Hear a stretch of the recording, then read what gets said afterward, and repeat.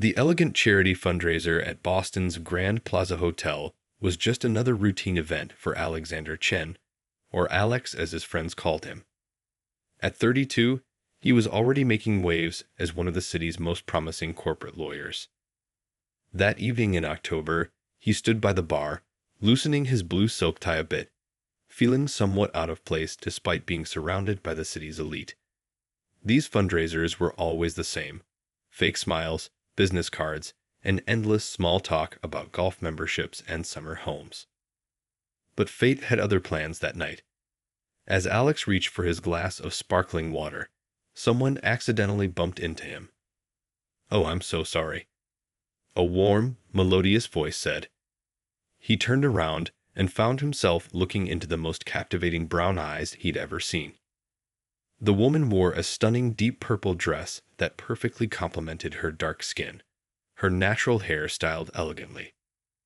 "No harm done," Alex smiled, steadying both himself and the stranger. "I'm Alex." "Natalie Robinson," she replied, her smile lighting up her entire face. "I'm actually hiding from the hospital board members. They've been chasing me all evening about donation goals." Alex's interest piqued. "You work at the hospital?" "Pediatric surgeon," Natalie said, grabbing a glass of water from a passing waiter. "Though tonight, I feel more like a fundraising target than a doctor." Their conversation flowed effortlessly. Alex found himself drawn to the way Natalie's eyes sparkled when she talked about her young patients, how she used her hands expressively while describing a complicated surgery she performed last week, and the genuine warmth in her laugh when he shared stories about his most bizarre cases in court. However, even in their bubble of comfortable conversation, Alex couldn't help but notice the subtle glances from other guests. Mrs. Hampton, his mother's close friend, did a double take when walking past them. William Pierce, a senior partner at his law firm, raised his eyebrows significantly while pretending to check his phone. The whispers and stares weren't obvious enough to be confrontational, but they were there, like a quiet undertone to their evening. But something about Natalie made Alex forget about all of that. Maybe it was the way she perfectly understood his reference to obscure legal cases, or how she shared his passion for old jazz music. When she mentioned her volunteer work at the Children's Hospital, teaching young patients magic tricks to help them cope with long-term stays, Alex felt his heart skip a beat.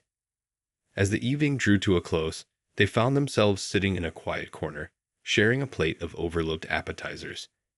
"You know," Natalie said, picking up a stuffed mushroom, "I almost didn't come tonight. These events usually make me feel like I'm just here to be the diverse face of the hospital." Alex nodded, understanding the weight behind her casual words. "And now?" "Now," she smiled, her eyes meeting his. "I'm glad I came. Even though your friend in the red dress over there has been giving us the side-eye for the past hour." Alex turned slightly and caught Martha Wellington, his mother's tennis partner, quickly averting her gaze. He felt a mix of embarrassment and anger, but Natalie's light chuckle brought him back. "It's okay," she said, touching his hand briefly. "I've dealt with worse. What matters is the good conversation, right?" As they exchanged numbers at the end of the night, Alex knew something significant had just happened.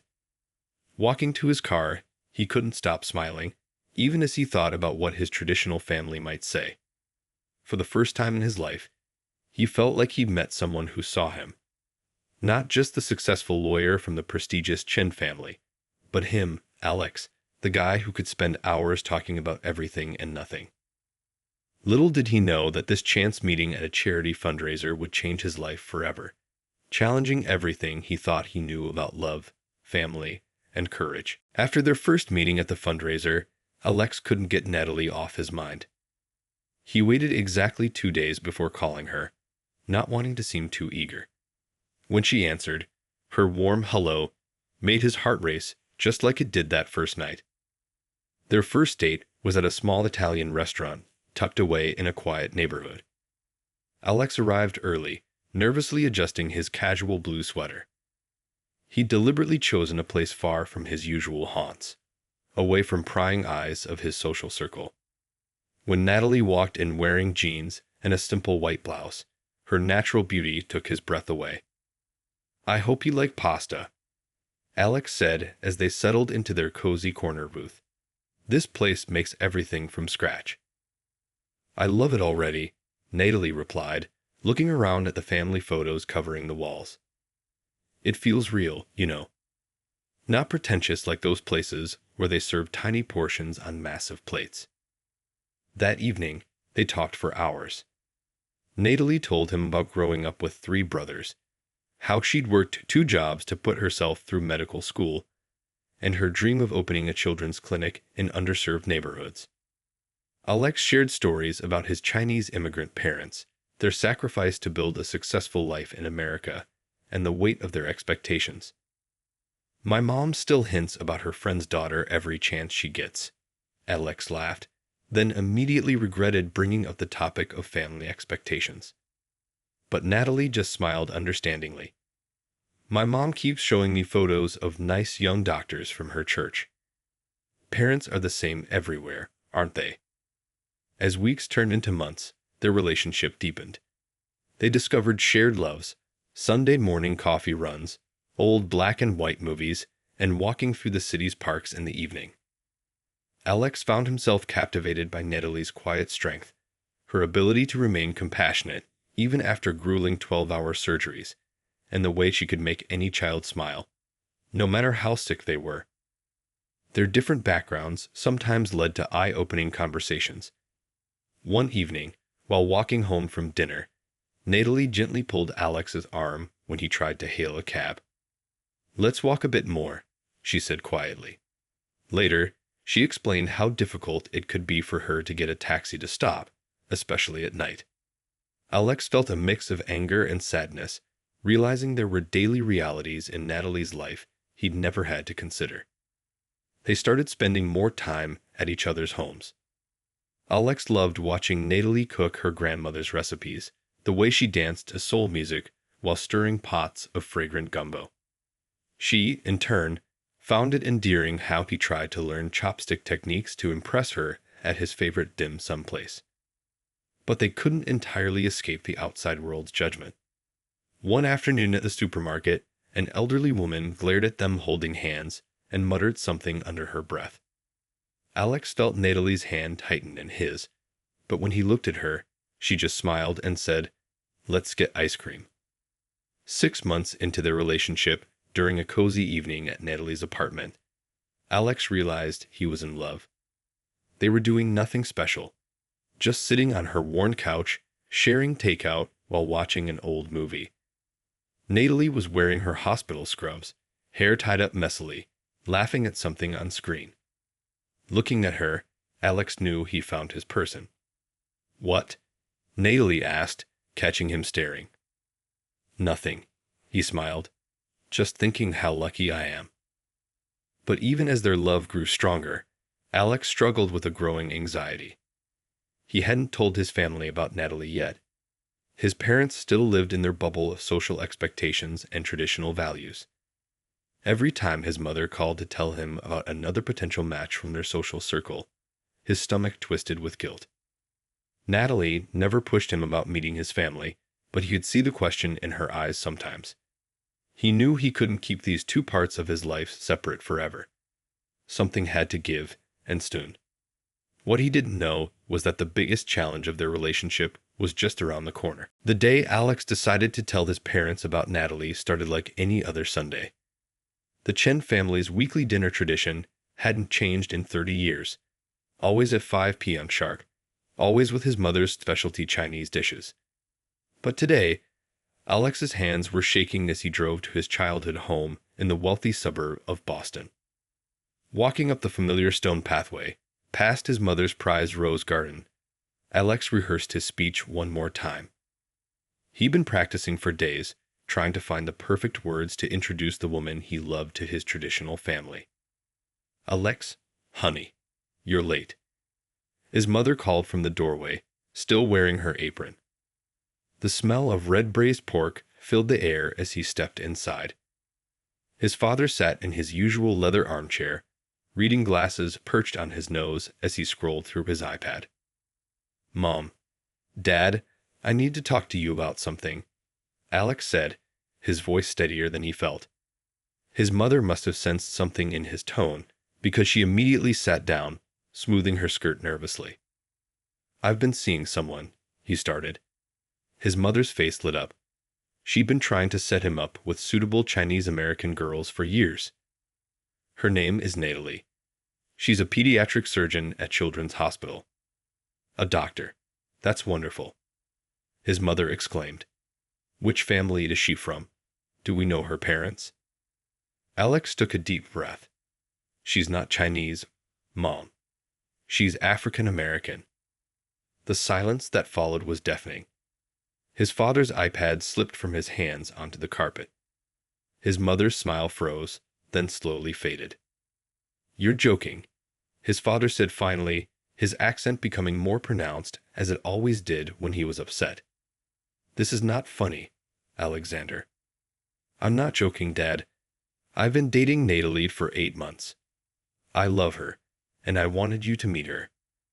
His mother burst into rapid-fire Mandarin, something she only did when extremely agitated. "Have you lost your mind? What about all the nice girls we know? Think about our family name. What will people say?" "I don't care what people say," Alex replied, his own voice rising. "Natalie is brilliant, kind, and successful. She saves children's lives every day. Why isn't that enough?" His father stood up slowly, his face hard. "We didn't come to this country, work our fingers to the bone, send you to the best schools, just for you to throw it all away. You have responsibilities to this family." "Throwing what away?" Alex challenged. "My happiness. My chance at real love." "Love?" his mother scoffed, wiping tears from her eyes. "You're just rebelling against us. Like when you wanted to be a musician in high school. This is just another phase." "I'm 32 years old, Mom. This isn't a phase. Natalie is the woman I want to spend my life with." His father walked to the window, staring out at the manicured lawn. "If you continue this relationship, you can forget about your inheritance. Everything we built, everything we saved for you, gone." Alex felt like he'd been punched in the gut. Not because of the threat. He had his own successful career, but because his parents would rather cut him off than accept the woman he loved. "The money doesn't matter to me," he said quietly. "I just wanted you to meet her, to see how happy she makes me, to be part of our lives." His mother started crying harder. "What about children? Have you thought about how confused they would be? How difficult their lives would be?" "Any child would be lucky to have Natalie as their mother," Alex said firmly. "She's the most loving person I know. But I can see you're not ready to hear that." He stood up, his dinner plate still empty on the table. "I love you both, but I love Natalie too. I hope someday you'll understand that those things don't have to be in conflict." As Alex walked out of his childhood home that evening, he felt both heartbroken and strangely free. His phone buzzed. A text from Natalie. "Hope everything went okay. I made your favorite curry if you want to come over." Looking at her message, Alex knew he'd made the right choice. Sometimes love means standing up for what's right, even when it hurts.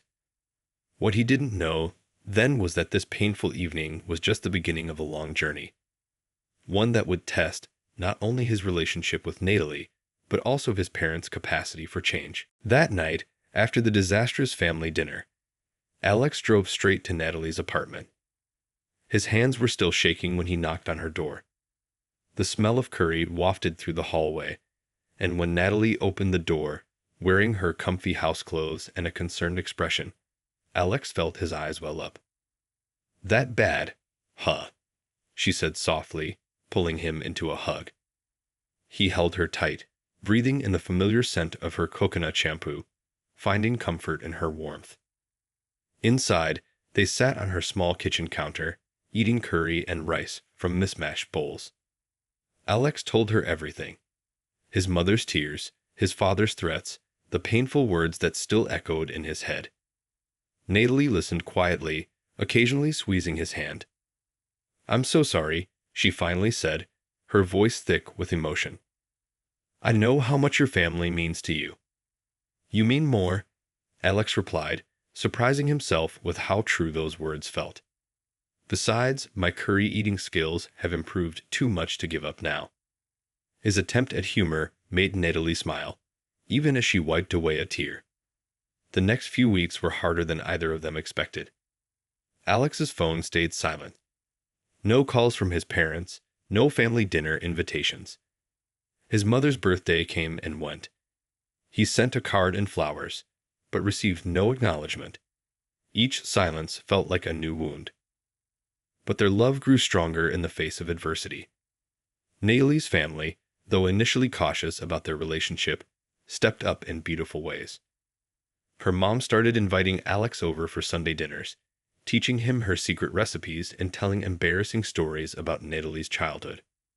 Her brothers treated him like one of their own, dragging him to basketball games and teasing him about his terrible jump shot. One evening, while they were walking through the park where they had their third date, Alex stopped under their favorite oak tree. "I've been thinking," he said, watching the sunset paint the sky in brilliant oranges and pinks. "Let's move in together." Natalie raised an eyebrow. "Are you sure?" "With everything going on." "I've never been more sure of anything," Alex replied. "I don't want to waste any more time worrying about what other people think. I want to build a life with you." They found a beautiful apartment in a diverse neighborhood, mixing their furniture and styles. Natalie's colorful African art prints hung next to Alex's Chinese calligraphy. Their bookshelf became a wonderful mess of medical journals, law books, and novels from both their cultures. At work, Alex faced subtle challenges. Some clients mysteriously requested different lawyers when they saw Natalie picking him up for lunch. A few partners at the firm made veiled comments about maintaining a certain image. But for every closed-minded person, there were others who supported them. His younger colleagues admired his courage. His assistant Jenny proudly displayed a photo of Alex and Natalie from the office Christmas party on her desk. Natalie dealt with her own struggles at the hospital. Once, a patient's parent requested a different surgeon after seeing Alex kiss her goodbye in the parking lot. Instead of getting angry, Natalie channeled her energy into starting a diversity initiative in the pediatric department. "You know what's funny?" she said one night as they were cooking dinner together in their new kitchen. "All these people trying to tear us apart only make me more certain we're right for each other." Alex watched her stir the pot of his grandmother's dumpling soup recipe, a dish she perfected after countless FaceTime calls with his aunt in China, who had secretly stayed in touch with him. "We're not just right for each other," he said. "We're good for the world. Every time someone sees us happy together, it challenges their prejudices." Their evening routine became his favorite part of the day, cooking together, sharing stories about work, planning their future. They talked about marriage, about kids, about creating a home where love trumped everything else. Sometimes, Alex would catch glimpses of his phone, seeing another missed call from his parents, and feel a pang of sadness. But then he'd look at Natalie, dancing around their kitchen to her favorite songs, and know that some choices, though difficult, are worth every sacrifice. What they didn't realize was that their unwavering commitment to each other was slowly beginning to affect those around them, including Alex's family, in ways they couldn't yet imagine. A year into living together, Alex and Natalie had created a beautiful life despite the ongoing family tensions. Their apartment had become a warm haven where cultures blended seamlessly. The aroma of Natalie's grandmother's gumbo, often mingling with the scent of Alex's dumplings steaming on the stove. One morning, as sunlight streamed through their kitchen window, Alex watched Natalie frantically searching for her car keys. She had an important surgery scheduled, and her hair was still wrapped in her silk scarf. "Check under the mail pile," Alex called out, sliding her travel mug of coffee across the counter. He'd learned her morning routine by heart. How she liked her coffee with just a splash of almond milk. How she always misplaced her keys when she was nervous about a big surgery. Found them, she exclaimed, quickly unwrapping her scarf to reveal her perfectly styled hair. What would I do without you? Probably be late to every surgery, he teased, earning a playful swat with her scarf. Their careers were flourishing. Natalie had recently been promoted to head of pediatric surgery, the youngest doctor to hold the position. The hospital board had unanimously voted for her after she successfully separated conjoined twins in a groundbreaking surgery that made national news. Alex had made partner at his law firm, specializing in corporate law, but also taking on pro bono cases for families facing discrimination.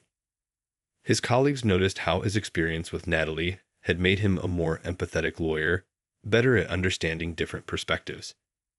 Their success didn't go unnoticed. A local magazine wanted to feature them in an article about power couples breaking barriers in Boston. They declined politely, preferring to keep their private life away from the spotlight. One weekend, while they were having brunch at their favorite cafe, Natalie brought up something that had been on her mind. I saw this beautiful house in Oak Ridge yesterday, she said casually, stirring her tea. It has a huge backyard, perfect for kids. Alex looked up from his pancakes, his heart skipping a beat. They'd talked about having children before, but always as a distant future plan. Are you thinking what I think you're thinking? Natalie smiled nervously. I'm not getting any younger, and that little girl I operated on last week, something just clicked. I want that, Alex, a family with you. The thought both thrilled and terrified him. His own family's rejection still hurt, especially during holidays and special occasions. The last Christmas card he'd sent to his parents had been returned unopened. What if our kids face the same prejudice we do? He voiced his fears. What if my parents never accept them? Natalie reached across the table, taking his hand. Then we'll love them enough to make up for it. Our children will grow up knowing both their Chinese and African American heritage.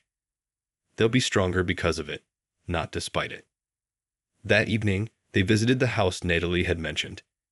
It was a beautiful colonial with a wraparound porch and mature maple trees in the yard. As they walked through the empty rooms, Alex could imagine their future. Kids running down the hallways, family dinners in the spacious kitchen, summer barbecues in the backyard. In the master bedroom, Natalie stood by the window, looking out at the neighborhood. There's a great school nearby, she said softly. And I saw at least 3 other mixed-race families on this street. Alex wrapped his arms around her from behind, resting his chin on her shoulder. Let's make an offer, he said. The joy in Natalie's eyes made any lingering doubts disappear. They closed on the house 3 months later. Moving day was chaos, with Natalie's family helping to carry boxes and arrange furniture. Her mother insisted on hanging protective amulets in every room, while her brothers argued about the best spot for the TV. That night, sitting on boxes because their couch hadn't arrived yet, eating pizza on paper plates, Alex looked at Natalie and felt overwhelming gratitude. They had built this life together, step by step, choice by choice. I love you, he said simply. I love you too, she replied, reaching for another slice. Even though you still can't fold a fitted sheet properly. What they didn't know was that their biggest challenge, and most unexpected blessing, was just around the corner, about to bring changes they never could have predicted. The call came at 3 a.m. on a rainy Tuesday. Alex was working late on a case when his phone lit up with a number he didn't recognize. Natalie was at the hospital for an overnight shift, so he almost let it go to voicemail. Hello, he answered, his voice groggy from too much coffee and too little sleep. Alex? The voice was familiar but strained. It was his cousin Linda. There's been an accident. Your niece Amy, she's being rushed to Children's Hospital. Your sister wanted you to know. His heart stopped. Amy was only 6 years old, his sister's only child. Despite the family rift, he'd secretly kept track of her through social media, watching her grow up in photos he wasn't supposed to see. What happened? He managed to ask, already grabbing his keys. She fell from the treehouse. It's bad, Alex. They're saying she needs emergency surgery. The drive to the hospital was a blur of windshield wipers and racing thoughts. He hadn't spoken to his sister in 2 years, not since that fateful family dinner. Now her daughter was heading into the same hospital where Natalie worked. In the emergency room, he found his sister pacing, her husband holding her as she sobbed. When she saw Alex, she froze for a moment before running into his arms. "I'm so sorry," she cried into his shoulder. "I'm so sorry for everything. I just need Amy to be okay." The next few hours were tense. Tests revealed internal bleeding and pressure on Amy's brain. She needed immediate surgery, but the hospital's chief pediatric neurosurgeon was at a conference in Chicago. Then Natalie's name came up. "Dr. Robinson is the best we have available," the resident explained. "She's performed this procedure successfully many times." Alex watched his sister's face as she realized who Dr. Robinson was. Her eyes widened with recognition. She'd seen Natalie's photo in the family pictures Alex used to share before everything fell apart. She's the one you're with?" his sister asked quietly. "Yes," Alex replied simply. "And she's the best surgeon this hospital has." His sister squeezed her husband's hand, then nodded. Please ask her to save our daughter." The surgery lasted 6 hours. Alex sat with his sister and brother-in-law in the waiting room, the silence heavy with unspoken words. His phone buzzed occasionally with updates from Natalie's team, medical terms he didn't understand but shared anyway. Finally, Natalie emerged from the operating room, still in her surgical scrubs. She looked exhausted but smiled warmly. "Amy is stable," she announced professionally. "The surgery was successful. We managed to stop the bleeding and relieve the pressure. She's strong. She'll need time to recover, but she should make a full recovery." Alex's sister broke down in tears of relief. Without warning, she stood up and hugged Natalie tightly. "Thank you," she whispered. "Thank you for saving my baby." Natalie hugged her back, her professional demeanor softening. "That's what family does," she said gently. Over the next few days, as Amy recovered in the pediatric ICU, something remarkable happened. Alex's sister watched as Natalie checked on Amy multiple times a day, bringing her favorite stuffed animals from the children's ward and telling silly jokes that made her giggle despite the pain. She saw how Natalie stayed late after her shifts to explain every detail of Amy's recovery plan, answering all their questions with patience and compassion. She noticed how the other hospital staff respected and admired her, how even the most anxious patients calmed down in her presence. One evening, while Amy was sleeping peacefully, his sister pulled Alex aside. "I was wrong," she said, her voice breaking. "We were all so wrong. How could we have judged her without knowing her, without seeing her heart?" Alex hugged his sister, feeling years of tension begin to melt away. "It's never too late to make things right," he said. What they didn't know then was that Amy's accident would become the catalyst for even bigger changes in their family. Sometimes, it takes a crisis to open hearts and minds that fear had kept closed for too long. 3 months after Amy's recovery, Alex was in court when his phone started buzzing repeatedly. Stepping outside during a recess, he found 5 missed calls from his sister. His father had collapsed at his office. The initial diagnosis, a severe stroke. Racing to Massachusetts General Hospital, Alex found the emergency room waiting area filled with familiar faces he hadn't seen in years. His mother sat rigid in an uncomfortable plastic chair, looking smaller and older than he remembered. When she saw him, her face crumpled. "Alex," she whispered, reaching for him like a drowning person grasping for a lifeline. Without hesitation, he went to her, letting her cry into his suit jacket. The doctor's initial assessment was grim. The stroke had affected the left side of his father's brain, and they were struggling to stabilize his condition. Alex's mother, overwhelmed by medical terminology and fear, could barely focus on what the doctors were saying. Then Alex remembered something Natalie had mentioned about a new stroke treatment protocol.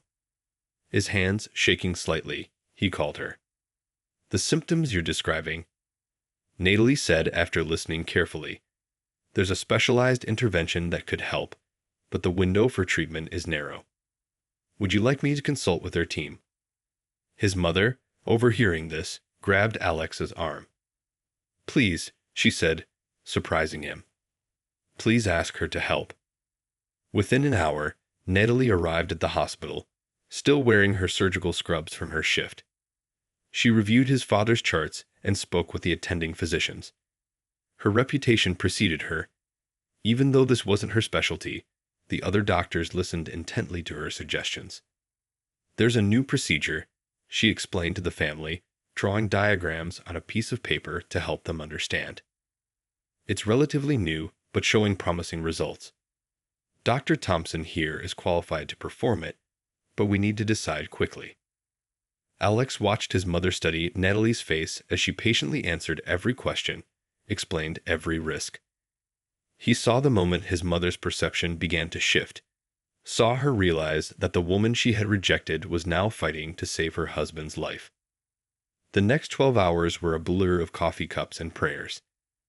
Natalie stayed long after her shift ended, checking on his father's progress and explaining each development to the family. She brought them food when they forgot to eat and blankets when the waiting room grew cold. At one point, Alex found her slumped in a chair, exhausted but still reviewing his father's latest test results. "You should go home," he said softly. "You've done more than enough." Natalie took his hand. "They're family," she said simply. "Even if they don't see me that way yet." The procedure was successful. When his father was finally stable, the doctor came out smiling. The intervention Dr. Robinson suggested made all the difference. He told them, "Your father's chances of recovery have improved significantly." In the ICU, Alex's father lay connected to various machines, looking vulnerable in a way Alex had never seen before. His mother sat by the bed, holding his father's hand, while Natalie explained the recovery process they could expect. "It will take time," Natalie said gently. "But with proper rehabilitation, many stroke patients regain significant function. The key is patience and support." Alex's mother looked up at Natalie, tears in her eyes. "Why?" she asked. "Why would you help us after how we treated you?" Natalie's response was quiet but clear. "Because it's the right thing to do, and because I love your son. That makes you family, whether you accept me or not." The room fell silent except for the steady beeping of monitors. Then his mother did something unexpected. She stood up and hugged Natalie, really hugged her, the way she used to hug Alex when he was a child. "Thank you," she whispered, her voice thick with emotion. "Thank you for not giving up on us." That night, as they finally drove home, exhausted and emotionally drained, Alex realized something had fundamentally shifted. His father's stroke, though tragic, had broken down walls that words alone could never have breached. Sometimes, he thought, love shows itself most clearly not in the big gestures, but in the quiet moments of care when everything else falls away. The weeks following his father's stroke brought changes nobody could have predicted. Alex's father needed extensive rehabilitation, and their family's dynamic shifted in unexpected ways. 3 times a week, Natalie would stop by the rehabilitation center during her lunch breaks to check on his progress and explain the therapy process to Alex's mother. One particularly memorable afternoon, Alex arrived at the rehab center to find his mother and Natalie sitting together in the garden, sharing a container of dumplings his mother had made. "Try this one," his mother was saying, using her chopsticks to pick up a dumpling. "I added extra ginger, the way you mentioned last time." Alex stood there for a moment, taking in the scene. Just months ago, his mother wouldn't even say Natalie's name. Now here they were, sharing recipes like old friends. His father's recovery was slow but steady. The stroke had affected his speech, and his right side needed constant therapy. But his determination was incredible. Every day, he worked hard at his exercises, His face set with the same stubborn expression Alex remembered from childhood. One day, while practicing his speech exercises, his father gestured for Natalie to come closer to his wheelchair. "Thank you," he managed to say, the words coming out with effort but clear intention. "For saving me." Natalie knelt beside his wheelchair. "You're doing all the hard work," she said warmly. "I just pointed the way." He shook his head stubbornly. "No," he insisted. "Thank you for loving my son when I couldn't see." The tears in Natalie's eyes matched those rolling down Alex's cheeks. His mother, watching from nearby, dabbed at her own eyes with her sleeve. That evening, his mother invited them both to dinner at the family home. The first time since that terrible night 2 years ago. Walking up the familiar pathway, Alex felt Natalie squeeze his hand reassuringly. The house smelled of his mother's cooking, but something was different. Alongside the traditional Chinese dishes, there was an attempt at making gumbo, Natalie's favorite. "I found the recipe online," his mother explained nervously. "I'm not sure if it's right." Natalie took a taste and smiled warmly. "It's perfect," she said. "Just like my grandma used to make. It wasn't, not really, but the love behind the gesture meant everything." Over dinner, his mother cleared her throat. "I need to say something," she began, her hands trembling slightly. "What we did, how we treated you both, it was wrong. So wrong." She looked directly at Natalie. "I was scared. Scared of what people would say. Scared of change. But watching you these past weeks, your kindness, your strength, how you love my son and care for our family even after everything. I've never been more wrong about anyone in my life." His father, sitting in his wheelchair at the table, nodded slowly. Sorry," he managed, reaching for Natalie's hand. "I lost 2 years with my son because of my foolish pride," his mother continued. "I don't want to lose any more time. Will you forgive us?" Natalie looked at Alex, then back at his parents. "There's nothing to forgive," she said softly. "Family is family."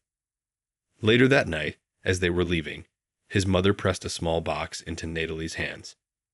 Inside was his grandmother's jade pendant, a family heirloom passed down through generations.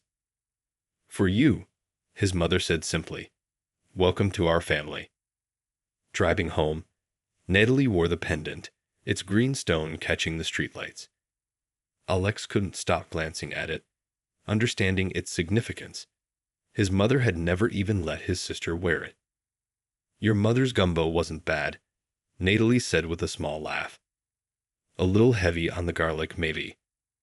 "She'll get better with practice," Alex replied, smiling. "She's already asking for your grandma's recipe." That night, lying in bed, Alex thought about how love sometimes works in mysterious ways. How it takes unexpected paths to bring people together. How it can heal wounds that seem impossible to mend.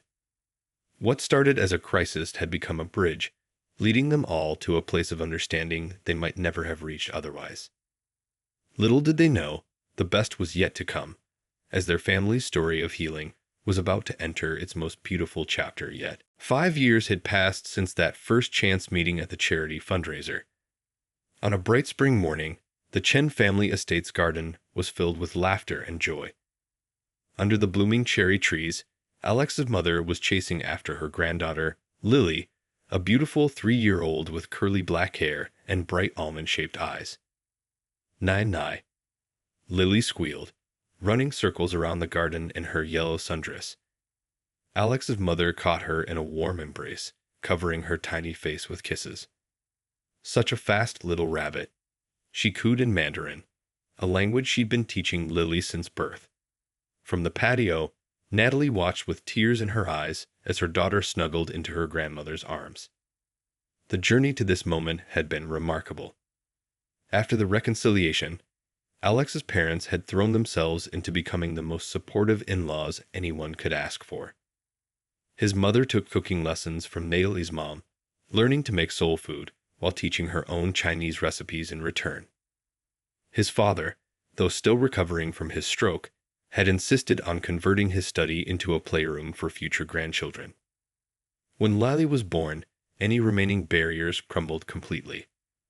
Both sets of grandparents had camped out at the hospital, sharing coffee and swapping baby-raising tips. Alex's father, who could now speak much better, had been the first to hold her after her parents.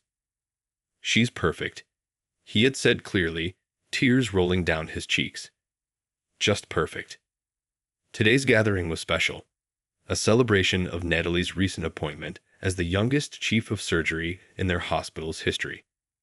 The backyard was filled with both sides of their family, plus friends and colleagues who had supported them through the years. Alex's father sat in his favorite garden chair, now walking with just a slight limp, teaching Lily how to use chopsticks to pick up watermelon pieces. Small movements, he instructed patiently, his speech now almost back to normal after years of therapy. Nearby, both grandmothers were deep in conversation about starting a food blog together, combining their cultural recipes. They had already gained quite a following on social media with their fusion dishes. Remember when they couldn't even be in the same room? Alex whispered to Natalie, wrapping his arm around her waist. "Now we can't get them to stop planning dinner parties together," she laughed, leaning into him. Alex's mother came over, still holding Lily. "We're thinking of starting a weekly cooking class," she announced excitedly, "teaching families how to blend different cultural cuisines. What do you think?" "I think it's wonderful, Mom," Alex replied, watching as his father hobbled over to join them. "You know," his father said, his voice thoughtful, "I was so wrong before. I thought you were going against tradition by choosing love. But look at what your love has created, not just Lily, but this whole beautiful family. You didn't break tradition. You made it richer." Natalie's parents joined them, bringing over a cake they had all made together.